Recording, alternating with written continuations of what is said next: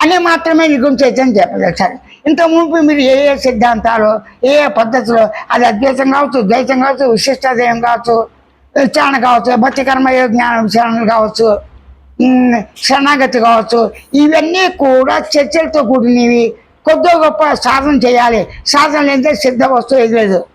కానీ నీ దేహం స్వతసిద్ధంగా ఉన్నా లేకపోయినా దేహాన్ని అనుభవిస్తున్నా అనుభవం ఉన్న దాన్ని వెతకరాదు, మూలాలు వెతకరాదు. కానీ మూలాలు ఎందుకు వెతుకుతున్నావు?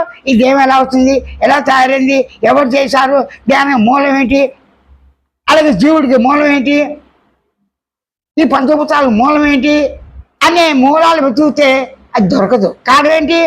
నీ యొక్క స్వరూప లక్షణం ఎలా ఉంది, నువ్వు గమనించి గుర్తించిందంతా కూడా అజ్ఞానం, అభాస అయితే ఆ అభాసమైన అజ్ఞానాన్ని గుర్తించి అజ్ఞానంతో అజ్ఞానం గుర్తించడం, అజ్ఞానం పెరుగుతుంది కదా అని జ్ఞానం కావాలి. ఆ జ్ఞానం ఏం కావాలి? నిశ్చయ జ్ఞానం కావాలి. నిశ్చయ జ్ఞానం ఏంటి? ఆ మనసు బుద్ధితో కంట్రోల్ చేసి ఈ నిశ్చయ జ్ఞానం ఏం చెప్పారు? అయినా నువ్వు శరీరాన్ని కావు,